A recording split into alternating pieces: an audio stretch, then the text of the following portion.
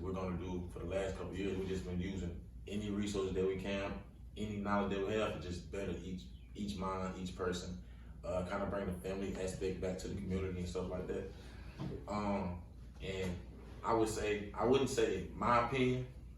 I think we have too many conversations about black and white, and I feel like that's a problem, but that's not the big problem. It's more so right and unrighteous, good and evil. That's really where the problem lies at. Black and white is just something that comes under that big umbrella thing. So that's not even the type of conversation that I want to have anymore. Like, I want to discuss right now today, what can we do as a white man and a black young man, what can we do to bridge the gap and make a better future? Because that's the only thing that matters.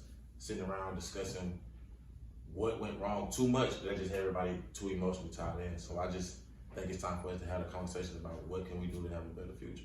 And being that you're a candidate for sheriff, I would love to have your voice and like the people who are going to be voting, give them a chance to really hear who you are, what your plan is, what you would do to, make the community better and fix the stereotype of the police and the black community thing, because we have to be proactive and not so much reactive about it anymore. True. Now I'll leave the floor right there.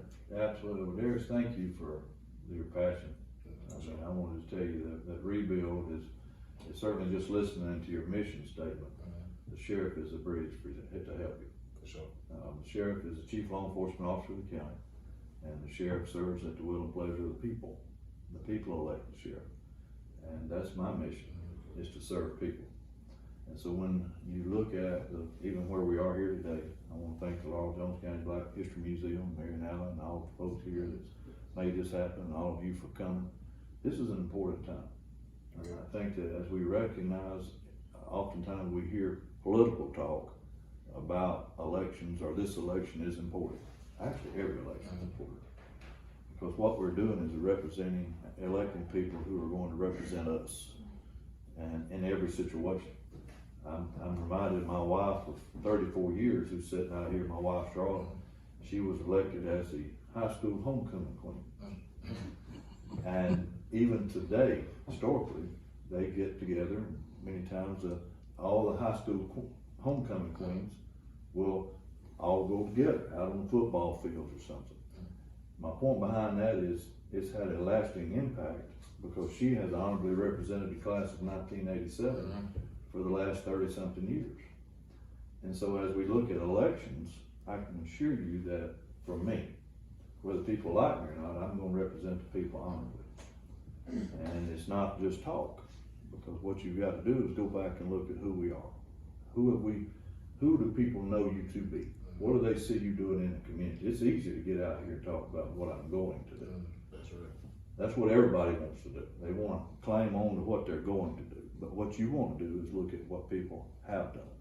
Look at what's been done in the community. Look at the efforts that have been made to do just what you just read out. Bridge gaps between people. Not about communities, not about colors, not about nationalities, race, origin, or sex. It's about people. And I think when we really begin to boil back and start thinking about what can we do as people, then we're able to make a lot of difference together because we're on the same mission. Exactly. I'm completely with that. To go off what you said, I just feel like let's not, but just say you do win sheriff, and we have this connection, this relationship made, there's going to be a lot of possibilities for events and fellowships and things of that nature, because I'm pretty sure in the last however long in Jones County there has never really just been a real connection between the community and whoever the sheriff is, not to the extent that I would like to make it, you know what I'm saying? Well, I can tell you this, we can always improve. We can always improve, but I would say that as sheriff for 12 years, and I think Mary and others would agree that I've always been involved in the community. They've always been able to call on me. When I say they, I'm talking about the people. I'm not talking about a specific group. For sure. But people have always been able to call on me and been able to always see me at whether it's youth events, sporting events, church events, or wherever. The sheriff is part of the community. Yes, and the sheriff has to have that relationship with the community, that they can pick up the phone, or they can call me to the side and say, Alex, I need this, or Alex, I need that, or Sheriff, I need this, or 3 o'clock in the morning, my door bells ringing and somebody standing at the door because their keys is locked out of their car. All these things that do happen, by the way. And, you know, no matter where I am or what I'm doing, I'm the sheriff. And I was saying earlier that just because I'm the sheriff doesn't mean that I'm a good sheriff. My papa told me before he died in 2005 that I would be elected sheriff one day, but he says, you go make the position, don't let the position make you. And that heart that you got in there that I know, because I know you and I've seen what you're doing in the community about with Rebuild, is a drive and a passion to serve and to do for people. Yes, sir. Not just any group of people. And that's what I see and it's not just lip service, it's what people have watched in Alex Hodge over the last 25, 30 years of my professional career here in Jones County that I've been involved in making a difference in the community. Well, to go out there, I would jot down a few notes, just you know, over the last week, just things that we can maybe discuss, just ideas, and just one that I came up with would be like I guess like a community watch program for law enforcement and people in the community. So as such like this, just an example, say we have domestic violence case or something like that, and the police have to come out. There could be like a program set up where we have some upstanding members from the community. Whenever the police arrive, there could be maybe 2 or 3 people who they don't interfere, they don't do nothing. They may just stand to the side, take notes, you know what I'm saying? So it'll just be more of understanding and everybody's holding everybody accountable. And that's just an example of something, you know what I'm saying? I like that. And what I would like to do, and maybe it's kind of what you're talking about, is having a sheriff advisory council. That would be people that's made up from the community. They're not advertised, they're not, you know, we're not doing any press releases on who they are, but they're eyes and ears that are out there, that are planted all throughout the community, that are giving us report cards. They're coming back with, hey, this is what I see, this is what I heard, this is what's going on, this is how I saw your deputies handling this is what I heard in the barbershop, this is what I heard in the grocery store. And all of those things, good, bad, and ugly, are brought back to me with no bias. It just, this is what because the advisory board would be made up of known supporters and those who were not supporters. Because you want them to, you want the honest truth. That's right. You want the honest truth from everybody. And so I think that advisory council would be extremely important. In addition to that, also having our, we have our domestic violence abuse relationships that we have, our domestic violence abuse coordinators and advocates that work very closely with those agencies. So that's a good idea you have there, and it kind of connects with the idea I had. That's for sure. Another one I came up with, one of the main causes of poverty in the community is crime. I'm not crime, because one of the main causes of crime in the community is poverty. So, a lot of people will be like war on drugs, war on a lot of those things stem from poverty. People don't have what they need. Even if somebody's selling drugs, they may just be trying to buy some diapers for their son. If somebody taking drugs, they may just can't buy diapers for their son. This is the way they coping with it. So I feel like we should look at it from that perspective, and that'll give us more ideas on how to handle things. Another thing would be rehabilitation programs for people who, definitely for the younger people who may get caught up in trouble and have to go to jail. I feel like we should have something set up that when they get out, we at least give them a good option to not go back the route they went. You know what I'm saying? Maybe this is just an idea. Say we have a 18-year-old go to jail, he get out. I say he do 2 years, he 20. We can have programs in the community center where he mowing yards in the community for maybe, if it's just $100 a week, that's better than him having to go and maybe steal, sell drugs, or end up back where he went. That's just another idea that I feel like would really help. Like we can focus on that. I love that. And when you think about that, I think about Jesus. I think about the character of Jesus, and I think about it as a believer. I'm unashamedly a born again believing child of the living God. I love Jesus. And Jesus is a compassionate person. He meets us right where we are, right at the corner of Dunn End Street and Dead Tired Avenue, and he just says, come, and I'll give you some rest. He don't turn anybody away, does he? And as sheriff, when you think about the role of the sheriff, it goes way back. The Constitution of the United States of America makes the sheriff the chief law enforcement officer of the county, but he also makes me just a little bit of everything. Everybody comes to the sheriff with their issues, with their problems, and I want to be the person, just like you said, just like you're sharing about, with Rebuild. I want to be the person that that can continue to grow and develop relationships in people. I've often, in our work programs, when I was sheriff before, and we'll re-implement those again, but we won't take them a step further. But I've often realized that, just as you stated, a lot of people who have been incarcerated or have been down on their luck or whatever their case may be, they really don't know. People don't believe this, but a lot of people don't know how to work. Do you believe that? I know exactly what you mean. There's a lot of people that just do not know how to work. And when we would put people in the garden and work over there at JCJC at Jones College and start germinating seeds, and they would get involved in germinating those seeds, and those seeds growing up, we'd carry them out to the garden, we'd put them in the garden, and then as we watched that cultivating process go, and as we watched those greens come up, and as we saw those inmates, you wouldn't believe at the inspiration that came over those people just because they were involved in something positive.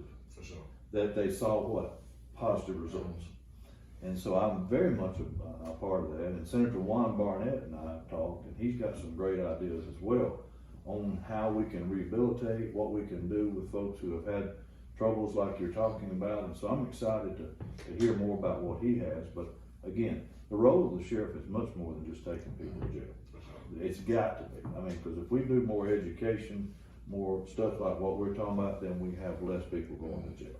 Be more proactive than reactive. Absolutely. That's I think we have to put more emphasis on that in everything in life. Like, as a society, we just been reactive, like allowing things to happen and then trying to do something about it instead of we see it about to happen and just don't do that. We got to be more proactive. Well, we can't build jails big enough. We can fill up a 5, 6, 7, 8, 9. I mean, we just cannot build jails big enough. So we've got to begin to, as you said, we've got to continue to think outside the box. That's why through our motherhood initiatives, through our fatherhood initiatives, through the GED programs that we offered at the jail, you know, through all the different things that we were doing to try to get people involved and believing in themselves and growing and maturing as moms, as dads, you know, and all the things that we were doing before that we want to expound on going forward, because we want that recidivism rate to go down. We want people to be productive members of their community. And that's exactly what we need, and that's through rebuild and through your mission statement. You know, again, goes back to what I said. My job as sheriff is more than just locking people up and taking people to jail. You know, I'm not proud of the fact that we have 270 inmates in a jail. You know, I would rather see that number come down, you know, again, through education, through inspiration, and other things. But again, but working together, we can definitely make a difference. I definitely would love to get involved with the workforce, and I would love to get involved with definitely at the juveniles. Like the juveniles, I would love whatever rebuild can do to. If I'm talking about if it's come in, and because I'm big on education and just making people think. I don't even like to try to force people to think a certain way. I just want to force you to think, because once you start thinking for yourself, and I know from there you can make decisions. That's what a lot of people are doing. A lot of people really just not thinking. It goes back to they just reacting. You're not sitting down thinking about what this may cause. You're just doing it. Whatever reaction come with it. They see no hope. But I've noticed, like I said, if it's just looking back on that fresh plowed ground, or if it's something that they've accomplished and they look back on it, you can just see their demeanor change. You know, because they now believe in just that small little bit of light that shines into them, that gives them some beacon of hope. And that's why our ministries were so active, and we want to be involved in all of our ministries, just giving people exposure to be able to change their life and be able to move their lives forward and be good mamas and good daddies and good mentors and good friends. And that's where you change the culture of your community. For sure. That's where you change the culture of your community. Let me see right here. I think those, that's pretty much, well, I already said it, police and community fellowship, like, it should be times where the officers just, every time I see you, it shouldn't just be you riding slow, just look, get out, pull up with some popsicles and get a kid some popsicles one day. Because a lot of officers, like, I'm just speak for Ellisville in my community, and I actually have to go to the Ellisville City Hall meeting Tuesday to talk about this, but like the new officers that they have, they intimidate people, and we ain't always had that culture in Ellisville, you know what I'm saying? It's always been a pretty balanced relationship between the law enforcement and the community, but right now that balance is off because you have new officers who don't know the land, and I guess they coming in with a different type of mindset and thinking that it's something that it's not. So, you have them ride by, driving slow, kids, you know, just, it don't mix with what you see on social media and what's going on in real life. It just don't mix with them. So I definitely think there needs to be more fellowship between law enforcement, not even just law enforcement. Anybody in the government of these counties and cities needs to be more fellowship and more, you know what I'm saying? Well, it goes again back to the sheriff. You know, I take the responsibility of everything coming back to the sheriff, because that's what I enjoy that. And when you think about the sheriff, you think about culture. You think about what you bring, your character. Character's who you are from the inside out. You bring the culture. You cultivate that culture. And then you reap that culture. And what we want to do is create a culture of trust. We want to create a culture of integrity.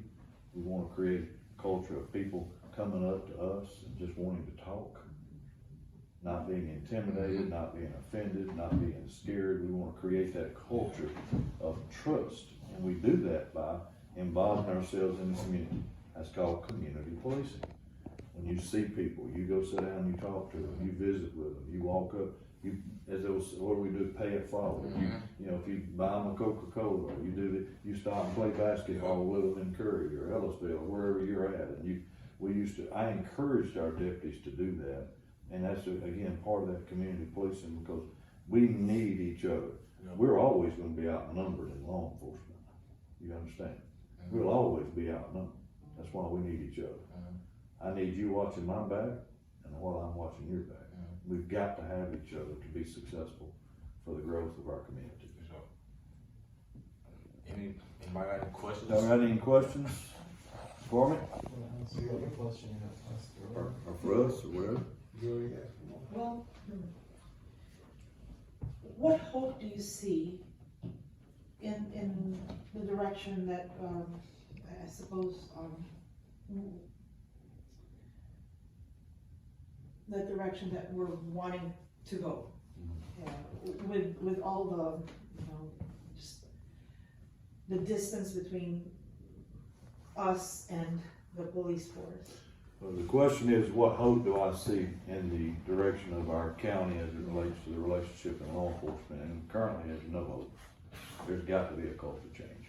There's absolutely got to be a culture change. What we are seeing throughout our county and throughout what's been going on is a culture. It's a culture that's been put in place by the current administration. It's a culture that has been cultivated by this current administration. And it's a culture that has been reinforced by this administration. Just as recently as the incident that we had, it's a very tragic incident, but we heard the sheriff get on television and say he's making no changes to his training program. And so therefore that gives you no hope. So we can only expect that the same thing is going to continue to happen. So the only hope we have is in a culture change. And I hope that people will, as I've stated through elections, is that we recognize, whether you like me or not, I'm the strongest person for the job. I have proven my ability to lead. I've proven my ability to make a difference. I've proven my ability to make positive changes that affect all of us. Have I made mistakes? Sure I have. But have I proven to be a trustworthy person to lead the Jones County Sheriff's Office and to do it with integrity and trust so that you believe in what we're doing? Absolutely. Absolutely we have. And so we'll bring that to the table. We'll bring that hope on day one when we begin to restore the integrity and trust that you deserve out of the office of sheriff. You know, day one, when you go into the building, when we say changing the culture, when we change the culture with everybody that's currently there, would they automatically be rehired or automatically have their jobs? The culture change is standard. The culture change is expectations. The culture change is identity. The culture change is environment. The culture change would be that representation that reflects what you would expect out of your Jones County Sheriff's Office. And that is a professional department that represents you, the people. Because that's what the sheriff does. As I said, an election now is very important, as every election is, that you recognize that. And to answer your question specifically as it relates to the personnel, the sheriff's office is a separate entity. The employees of the sheriff's office work at the will and pleasure of the sheriff. So those employees currently there, or those who would love to become part of the Jones County Sheriff's Office, will have the opportunity to apply. We will hire the best, most qualified people to do the job. You deserve no less. Those people who are applying can expect to go through extensive background checks, polygraph examinations, physical fitness tests, psych evals, community backgrounds, the whole 9 yards, because you deserve nothing less than the best to serve at the Jones County Sheriff's Office. Because let's be honest, we got a lot of work to do.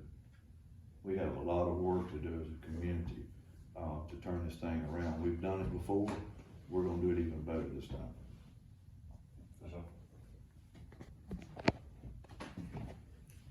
Now, how would you define the culture that has shifted since you've been out of office? I just think it's chaos, honestly. I think there's no accountability.